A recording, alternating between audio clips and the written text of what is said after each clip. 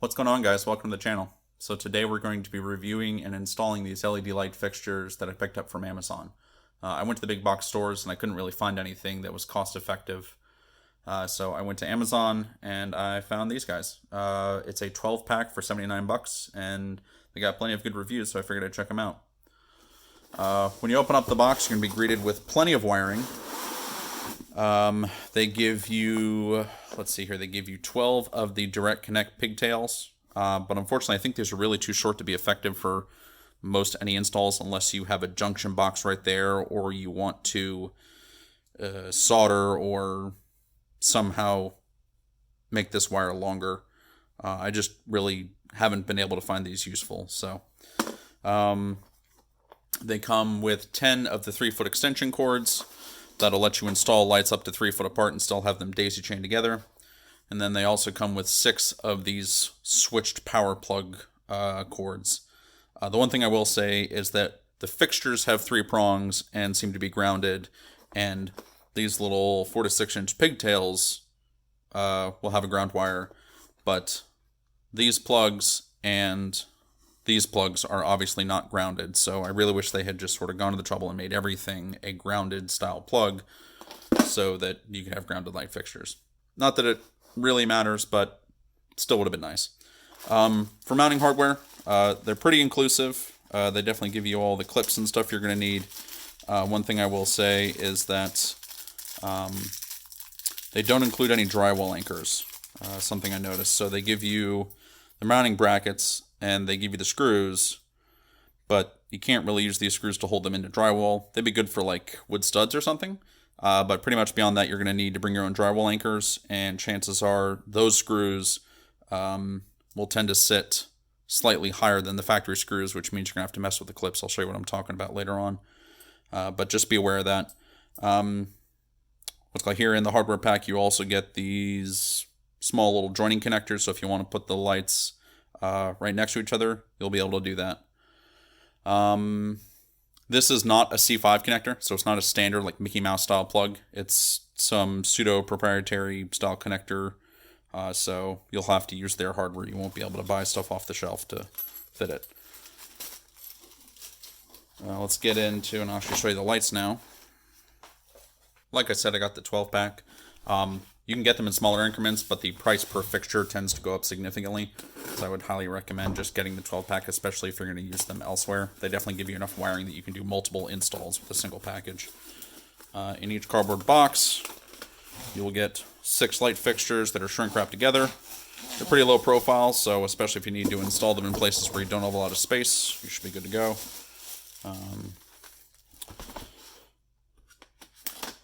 So what else? We can go over the specs on the back of the light. One light fixture, say, is about 1 inch wide. I measured these. They're actually not quite 4 feet. They're 46 inches. So just keep that in mind when you are planning out how many lights you're going to install. Shouldn't throw you off too much, but it's good to know.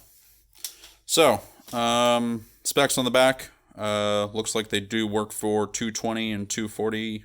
So you can install them pretty much anywhere. 50 to 60 hertz. Oh, I should actually put that in frame. That'd help. They are 20 watts per fixture, so keep that in mind. If you use all 12 fixtures, you're looking at 240 watts. So you definitely want to keep that in mind. These are definitely a cool white light, so if you're looking for something a little warmer, this is not what you're looking for. This is great for like shops where you need very clean and crisp lighting, not very good mood lighting. Think more hospital or workshop.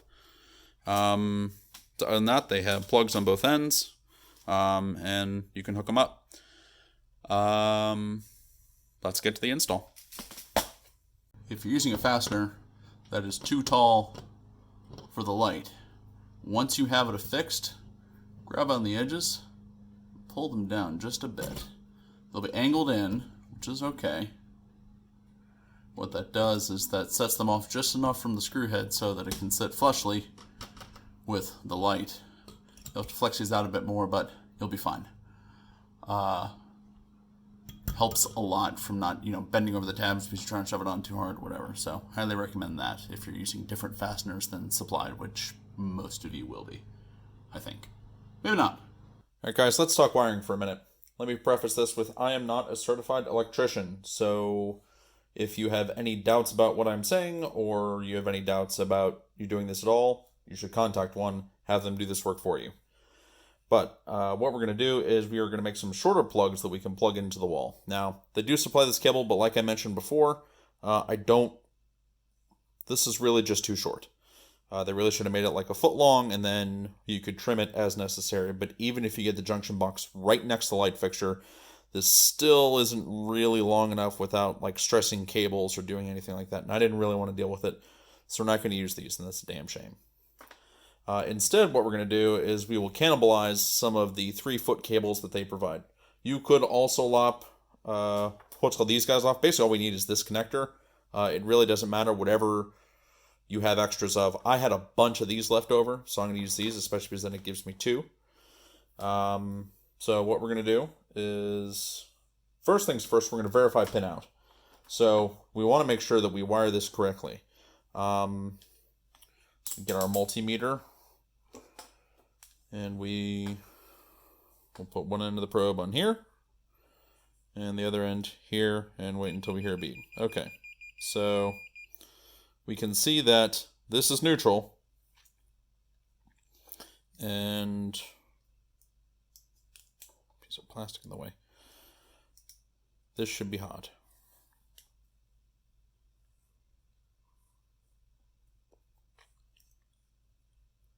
Wow, oh, right. Flip the switch.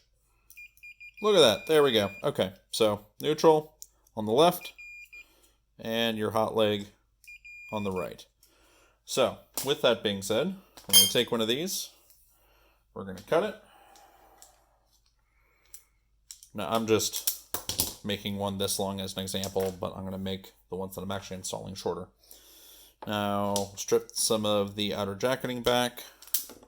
We'll see that we have, take off a little bit more. We see that we have 2 wires. We have white and black. Now, you would think if you were, or if they were smart, that they would have made this the hot and this the neutral. Well, after further study, it turns out they didn't. This is actually wired up to the port that should be for neutral, and this is wired up to the port that should be for hot. Now, does it matter which is which? I don't know, but I'm going to guess because they have a polarized plug on their factory stuff that it might be. So I'm going to go ahead and make sure that I wire this up correctly. I went to Home Depot and I picked up some of these plugs. You can get them for like $2 a piece. They're pretty easy to wire up. You just unscrew the little binding screw here. You open them up. They even come with a handy dandy wire strip guide, which we're going to completely ignore. And like that, yeah, so you just wire them up. Just strip each wire back, just enough. A little bit more there. Make sure you twist these wires so that they stay together and don't fray out and catch on stuff as you're trying to wire them in. Like I said, this is actually hot and this is actually neutral. So normally on most home outlet plugs and stuff like that, they make the they make the silver lug neutral, and they make the gold lug hot. So we'll make sure to reverse those from where they would normally be so that this connector is wired up correctly. At that point, just curl it over. Make sure that you curl in the direction that the screw will be tightening on, so that it tightens on it and tightens it into the connector rather than tries to push it out of the connector. And then once you get that looped in, just tighten in place, drop the screw on the floor. It's a very important step. So otherwise, this installation would be too easy. You don't want to do that. Nice and snug. No need to go 300-pound gorilla on it. And again, loop that over.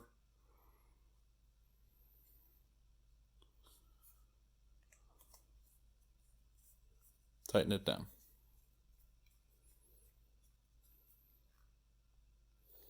Get my screw here that I've dropped and I'm sure is now gone forever. So then what you want to do is you want to lay this in such that this goes around. Now this will vary from plug to plug, so if there are instructions, read the instructions. This didn't come with instructions. But this is very clearly going to close there, so we don't want those wires to be in here. They should be routed through this channel on the side. And we have stripped back too much casing because this will get crimped right here. So really we want this about another 3/8 of an inch shorter. So I'll go through and do that, and then we'll follow up. Okie dokie. Still not perfect, but she'll do. Like I said, just make sure that's right around, and you want to get that sheathing in there as close as possible. Close the connector. Screw in the screw. And you are all done. Just kidding, you have to test it before you plug it in so you don't burn your house down. Also make sure that the connector closes all the way. You put a little bit of force behind it, that's fine. So, the way we test is we take our connector and we make sure it matches up. Now, remember that when we tested this originally, this was neutral and this was hot, right? Pretty sure. Let's double check. What we got here, the switch is on this time. Neutral. Oh, switch on. Switch on. Hot. There we go. Okay, so to verify, make sure we have neutral. Nope, we wired it backwards. See? This is why you check stuff, so you don't set your house on fire. Oh, maybe. Wow. Ain't that just dandy? Okay, yeah. Definitely check and see what happened here.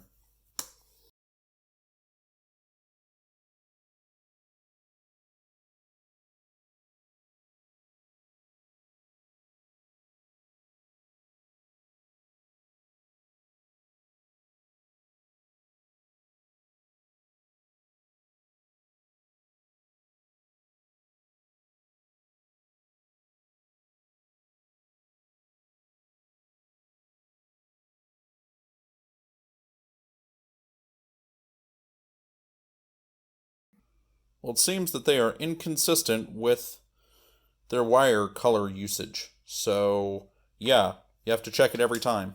Wow, this is really dumb. And that's kind of obnoxious.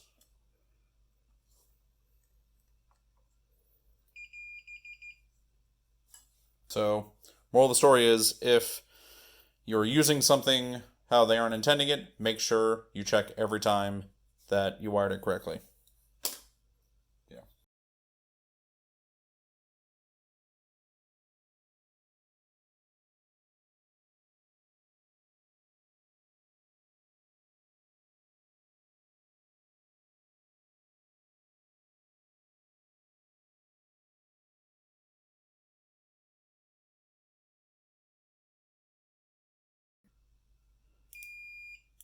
Everything that's supposed to be there is. All right, we finally made a cable. That only took 20 minutes. So yeah, that's how you would wire these up if you wanted to make custom length, it's called plugs, like we'll be doing here. So now let's go ahead and install them. As you can see here, we have 3 rows of lights already installed. I really liked how easy the install was and how clean the lights look. I initially thought that I was going to need more than 12 fixtures, but it turns out that that's plenty for a 2-bay garage. Even with stuff hanging down from a 10-foot ceiling, there aren't any major shadows like I initially thought there would be. My main complaint is the wiring. While I love that they provided way more cables and connectors than you'll ever need, not all of them are grounded. While the short connector in the hardware pack and the direct wire pigtail, which is too short, had grounds, the 3-foot cable and the switched outlet cable did not. I would rather have had fewer cables and connectors and had them all be grounded. My only other complaint was that they didn't include drywall anchors, so if you're installing in drywall, be sure to get your own. One review on Amazon mentioned that they had issues with their wireless garage door openers when all the lights were turned on, and they thought this was potentially due to EMI from the lights. I can say that recently I've had some issues too, but I can't confirm whether or not it's the lights. This might be worth investigating in a future video. All in all, I like these lights and I'll definitely be getting some more if needed for another project. As always, if you like this video, let me know by hitting the like and subscribe button. If you thought it was garbage, then mash that dislike button and flame me in the comments. Thanks for watching and see you next time.